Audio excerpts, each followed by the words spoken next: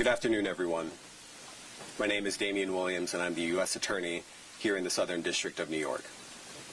Now, 1 month ago, FTX, one of the world's largest cryptocurrency exchanges, collapsed, destroying billions of dollars in customer value overnight. And for every day of the past month, the dedicated prosecutors of this office and our partners at the FBI, SEC, and CFTC have been working around the clock to figure out what happened and to begin the process of seeking justice. This morning, we unsealed an 8-count indictment charging Samuel Bankman-Fried, FTX's founder, with a series of interrelated fraud schemes that contributed to FTX's collapse. I authorized these charges last week, Wednesday. A grand jury here in Manhattan indicted Mr. Bankman-Fried last week, Friday. We obtained a warrant for his arrest, and that arrest was executed yesterday in the Bahamas. Now, let me be clear. My remarks today are going to be limited. That is by design. This investigation is very much ongoing, and it is moving very quickly. But I also want to be clear about something else. While this is our first public announcement, it will not be our last. The indictment has 8 counts, but effectively, it outlines 4 different areas of misconduct. First, we allege that Bankman-Fried defrauded customers at FTX.com, the cryptocurrency exchange that he founded. Second, we allege that he defrauded lenders to Alameda Research, his proprietary hedge fund. Third, we allege that he defrauded investors in FTX. And lastly, we allege that he violated campaign finance laws. Now, let me say a little bit more about what we allege in the indictment. First, we charge that from 2019 until earlier this year, Bankman-Fried and his co-conspirators stole billions of dollars from FTX customers. He used that money for his personal benefit, including to make personal investments and to cover expenses and debts of his hedge fund, Alameda Research. Secondly, and relatedly, we charge that Bankman-Fried lied to Alameda's lenders about the source of the money that he was using to pay those debts. Third, we charge that earlier this year, in the midst of the crypto crisis, Bankman-Fried lied to investors in FTX about the fact that he had sent billions of dollars in FTX customer money to Alameda. And fourth, we charge that Bankman-Fried violated federal campaign finance laws by causing tens of millions of dollars in illegal campaign contributions to be made to candidates and committees associated with both Democrats and Republicans. These contributions were disguised to look like they were coming from wealthy co-conspirators, when in fact, the contributions were funded by Alameda Research with stolen customer money. And all of this dirty money was used in service of Bankman-Fried's desire to buy bipartisan influence and impact the direction of public policy in Washington. To anyone who is watching this or hears about this prosecution, if you believe that you have been a victim of these schemes or you have information about the conduct that we've alleged in our indictment that we've unsealed today, please let us know. To any person, entity, or political campaign that has received stolen customer money, we ask that you work with us to return that money to the innocent victims. And to anyone who participated in wrongdoing at FTX or Alameda Research and who has not yet come forward, I would strongly encourage you to come see us before we come see you. Now, let me say a word about our partners at the FBI, the SEC, and the CFTC. The women and men of the FBI are some of the finest public servants in this country, and they have been with us since day one in this investigation, and there is no one better to work with. I want to thank the brilliant lawyers at the SEC and the CFTC. This investigation is complex and it's sprawling. We embrace that kind of challenge here in the Southern District of New York, and we always want the CFTC and the SEC by our side when we're doing that. And finally, I want to thank the career prosecutors from my office handling this case, Nicholas Rose and Danielle Sassoon, and their supervisors, Scott Hartman and Matthew Podolsky, the chiefs of our Securities and Commodities Fraud Task Force. I want to acknowledge the contributions and hard work of the prosecutors from our Money Laundering and Transnational Criminal Enterprises Unit, including Samuel Raymond and Thane Wren, and their chiefs, Jessica Feinstein and Tara Lamort. And I want to acknowledge the contributions from the chief of our Public Corruption Unit, Rebecca Donaleski. This should be very clear, but it's an all-hands-on-deck investigation here in SDNY, and I couldn't be prouder of the team that I'm privileged to lead. I now want to invite up to the podium FBI Assistant Director in Charge, Michael Driscoll.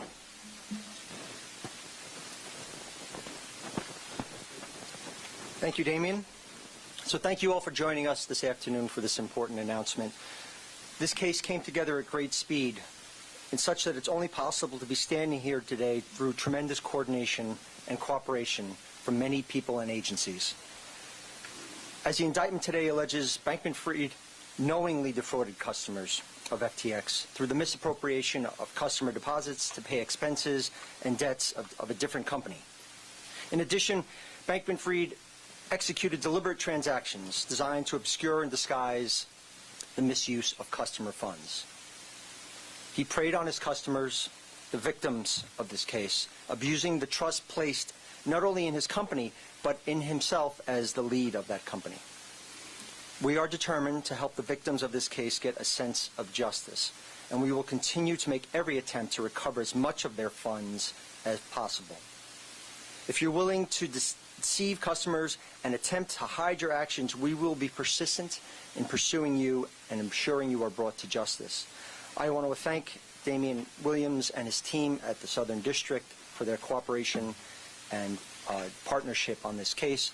I also want to thank our partners at the SEC and the CFTC for their outstanding work. A word of thanks to DEA's Aviation Division, their Foreign Operations Group, for their logistics and resource assistance over the past few days. Our field offices in Boston, Miami, Washington, D.C., and our Legat office in Bridgetown. FBI headquarters components that fed and worked on this case, from Criminal Investigative Division, our CERG team, Crisis Incident Response Group, and our International Operations Division. And of course, the special agents and forensic accountants from our Securities Fraud Squad, as well as the Money Laundering Squad. The Justice Department Office of International Affairs has been an important partner in this. And of course, as Damien noted before, his team in Securities and Commodities Fraud, Money Laundering, and Transnational Criminal Enterprise Unit has been a true partner in this case. I also want to thank our international law enforcement partners. These kind of cases do not happen without that kind of coordination, and I specifically want to note the assistance provided by the Royal Bahamas Police Force. And I want to be clear, this case is about fraud. Fraud is fraud. It does not matter the complexity of the investment scheme. It does not matter the amount of money involved. If you mislead and deceive to take what does not belong to you, we will hold you accountable. And I'd like to thank everyone who's been working on this case for helping us adhere to that principle today. Thank you.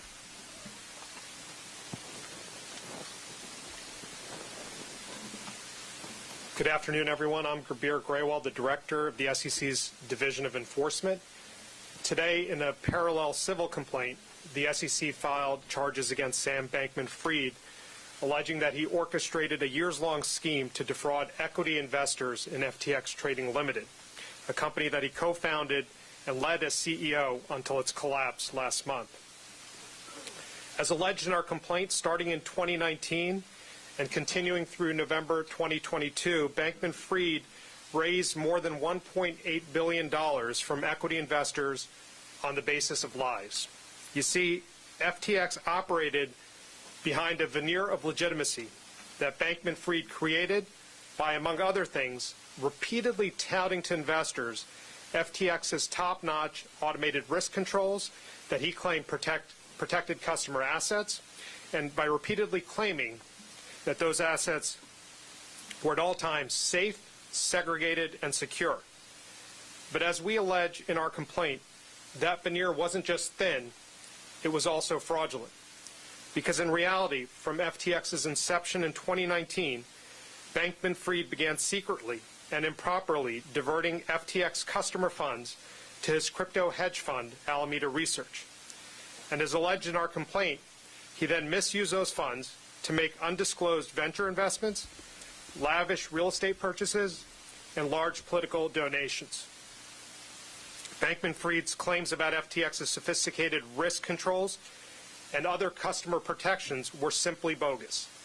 Similarly, his representations to FTX investors and trading customers concerning Alameda were also part of that carefully crafted veneer and were similarly false and misleading. He frequently claimed that Alameda was just another customer with no special privileges at FTX. But in truth, Bankman-Fried directed that Alameda be exempt from the very risk management measures that he touted to FTX investors and to its customers. He also provided Alameda a virtually unlimited line of credit funded by FTX customers. And he also diverted billions of dollars in customer funds from FTX to Alameda. Bankman-Fried's entire house of cards started to crumble as crypto asset prices plummeted in May of 2022, and as Alameda's lenders demanded repayment on billions of dollars in loans. But to continue propping up his empire, we allege that Bankman-Fried diverted billions more in FTX customer assets to Alameda, even as it was increasingly clear that Alameda and FTX could not make those customers whole. In fact, through the summer of 2022, he diverted hundreds of millions more in FTX customer funds to Alameda, which he then used for additional venture investments and for loans to himself and to other FTX executives. All the while, he continued to make misleading statements to investors about FTX's financial condition and about its risk management. And even in November 2022, faced with billions of dollars in customer withdrawal requests that FTX could not fulfill, Bankman-Fried misled investors from whom he sought still more money to plug the multi-billion-dollar holes that he had created. His brazen multi-year scheme finally came to an end when FTX, Alameda, and their tangled web of affiliates filed for bankruptcy on November 11, 2022. That collapse has had far-reaching consequences for FTX customers, for its investors, and for its counterparties. And our investigation into those consequences, into those individuals and entities involved, remains ongoing. But one immediate takeaway from today's announcement should be that non-compliant trading platforms pose dramatic risks to both their investors and to their customers. Among other things, they don't provide them with the same robust level of disclosures and protections against fraud and conflicts of interest. That's what traditional U.S. registered securities exchanges provide. So it's imperative that non-compliant platforms come into compliance. But as Chair Gensler has made clear, the runway is getting shorter for them to come in and to register with us. And for those who do not, the Enforcement Division stands ready to take action. I'd like to recognize the incredible team from our Crypto Assets and Cyber Unit and from across our division responsible for today's action. Devlin Sue, Ivan Snyder, David Brown, Brian Huckrow, Pasha Salimi, and investigated this matter under the supervision of Amy Hartman, Michael Brennan, Jorge Tenrero, and David Hirsch. Amy Burkhart and David D'Audio will lead the litigation against Bankman-Fried under the supervision of LaDan Stewart and Olivia Che. Finally, I want to commend our partners here at the Southern District of New York under the leadership of U.S. Attorney Damian Williams and our partners at the FBI and the CFTC. This is yet another strong example of the collaboration that you see before you this afternoon. With that, I'll turn it back to U.S. Attorney Williams. Thank you.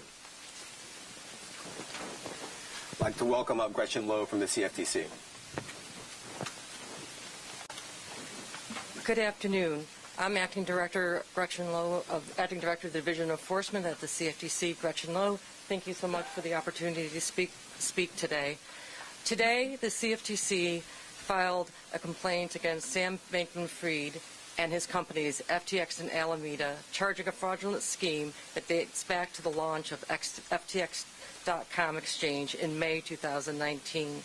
The CFTC's complaint specifically charges defendants with fraud by misappropriation of customer funds, as well as false statements to the public, customers, investors, and Congress about the handling and security of those funds. As alleged, there are over $8 billion in customer losses that we've ascertained as of today. The rippling consequences of defendants' fraud are vast and have done significant damage to the integrity of the evolving digital asset market. The CFTC charges that at Bankman-Fried's direction, FTX customer deposits intended to be used to trade digital asset commodity futures, swaps, and other products were not appropriately segregated by FTX. Instead, customer funds were held in Alameda accounts where they were commingled and misappropriated for a variety of unauthorized purposes, such as use in high-risk investments in other digital asset enterprises, political contributions, and to purchase luxury real estate. As charged, the fraudulent use of customer funds by Bankman-Fried and his companies were inconsistent with the touted FTX terms of service and contrary to numerous public statements made by Bankman-Fried. The CFTC also charges that defendants created features in the underlying code for FTX that allowed Alameda to have essentially an unlimited line of credit on the exchange. Defendants also provided Alameda with unfair trading advantages, including quicker execution times and an exemption from FTX's auto liquidation risk management process. This massive and costly fraud was in the connection with commodities interstate commerce, and as alleged, including Bitcoin, Ether, and Tether, which are the most widely traded digital assets in the world. Bitcoin and Ether also underlie derivatives contracts on CFTC-designated exchanges. Lastly, standing here today with the U.S. Attorney's Office at the Southern District, FBI, and the SEC represents yet another stellar example of the importance of federal regulators and federal criminal authorities working collaboratively and effectively with each other to achieve justice. The teams worked quickly and tirelessly to obtain compelling evidence and to begin to hold those responsible for the FTX collapse accountable, all within a very short time frame. Thank you to all at the SDNY, FBI, and SEC for your cooperation. And thank you to the CFTC team, Nina Rubinsky, Carlin Metzger, Brian Sue, Ben Jackman, Youssef Japar, supervised by Deputy Director Robert Howell and Chief Trial Elizabeth Pendleton, and many, many others at the Commission who supported the work. I am proud of your hard work, your dedication to the mission of the Commission, and for always acting in the public interest. Thank you. All right, happy to take some questions.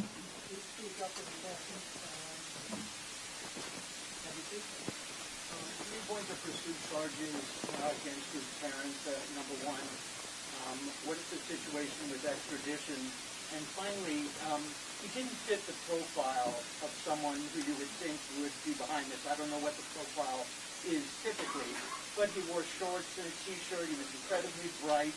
Can you address the fact that he didn't fit the profile and that's part of the way he was able to fool so many people? Well, you can commit fraud in shorts and T-shirts in the sun. I mean, that's possible too.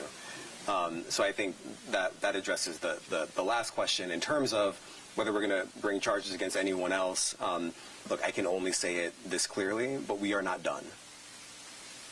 And extradition? Extradition is ongoing in the Bahamas. I don't have anything to add on that. Next question.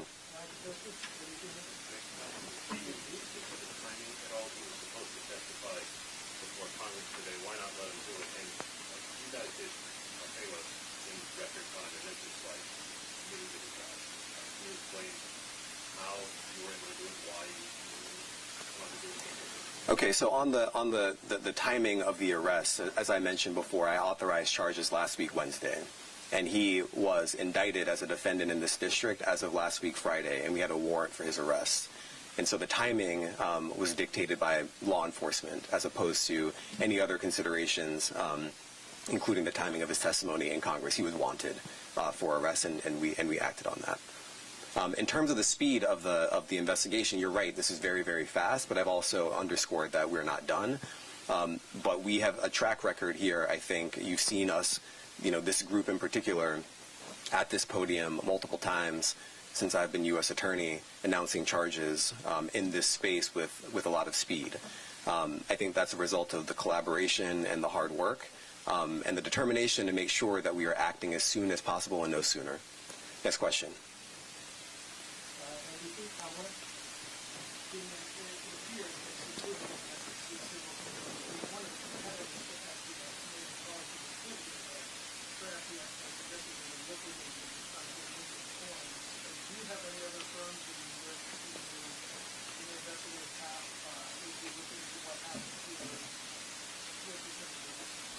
Look, I think today's announcement is about one person and his conduct.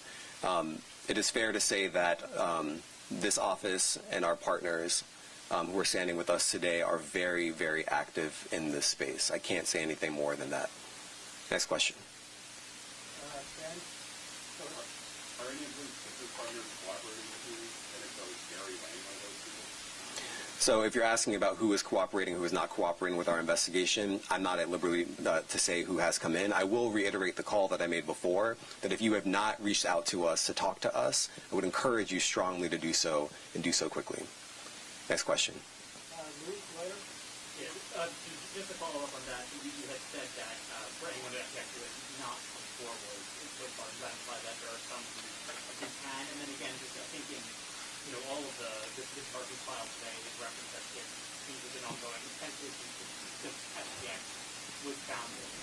Is there any sense that something could have been done quicker for that to reduce the point where the case more? Look, I'll take the last question first. I mean, I don't think it's fair for me to speculate as to what could have been done differently by whom and when to prevent something like this from happening. I mean, we've alleged willful misconduct and fraud. And so ultimately, from where I sit, given my role, I view the fault as being with the people who we have alleged, either in the indictment or references CCs, co-conspirators, as being the people who are responsible for this happening.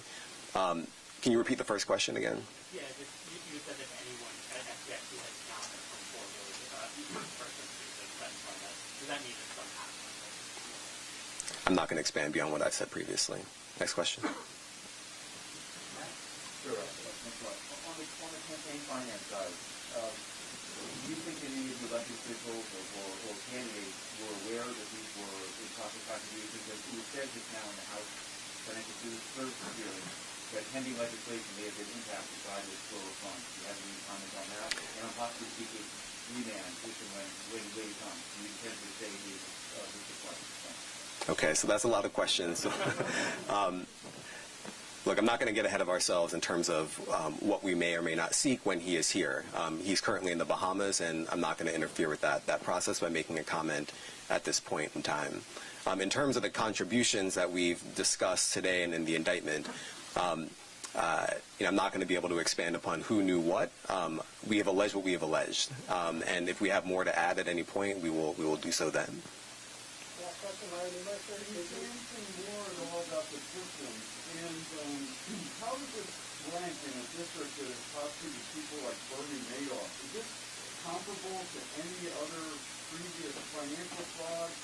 Is it one of the biggest ever? Is there any way to categorize it? It's so hard to compare these things, but I think it's fair to say that by anyone's lights, this is one of the biggest financial frauds in American history.